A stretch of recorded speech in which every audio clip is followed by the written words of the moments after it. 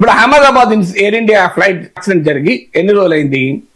Ahmedabad accident జరిగి అది Boeing విమానం కదా, ఎయిర్ ఇండియా యాక్సిడెంట్ జరిగి ఇంతవరకు బోయింగ్ ఏమైనా చేశారా? బోయింగ్ యాక్చువల్గా బోయింగ్ లోపము. పైలట్ల మీద వేస్తలేరా పాపం అన్యాయంగా? చనిపోయిన పైలట్ల మీద వేస్తున్నారు అన్యాయంగా.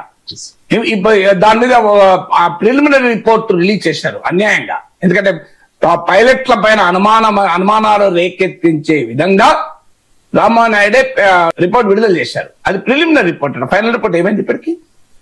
నేను గ్యారంటీ ఇవ్వగలుగుతాను, బోయింగ్ తప్పవటం. బోయింగ్ తప్పడితే ట్రంప్ వస్తాడు. ఎందుకంటే ట్రంప్ ఇది అంబాసిడర్ ఫర్ బోయింగ్. యూకేతో ట్రేడ్ డీల్ కుదిరితే బోయింగ్ విమానాలు కొనాలంటాడు. ఎవరితో ట్రేడ్ డీల్ కుదిరినా బోయింగ్ విమానాలు కొనాలంటాడు. ఎందుకంటే బోయింగ్ అనే అమెరికన్ విమానాలు తయారు చేసే కంపెనీ ఫ్రెంచ్ కంపెనీ అనే ఎయిర్ బస్ తో స్టిఫ్ కాంపిటీషన్ ఎదుర్కొంటోంది. అందులో బోయింగ్ లో మ్యానుఫ్యాక్చర్ డిఫెక్ట్స్ పైన ఇప్పటికీ బోర్డు ప్రపంచవ్యాప్తంగా చర్చ జరిగింది. గ్లోబల్ మీడియాలో వచ్చింది. విజిల్ బ్లోయర్లు ముందుకు వచ్చారు బోయింగ్ లో ఏ రకంగా మ్యానుఫ్యాక్చరింగ్ డిఫెక్ట్స్ ఉంటున్నాయని. కానీ మీరు గమనించండి, ఇక్కడ అహ్మదాబాద్ ఇన్సిడెంట్ అంతమంది చనిపోతే బోయింగ్ తప్పడుతున్నారు, పైలట్ తప్పడుతున్నారు. విచిత్రం చూడండి మీరు.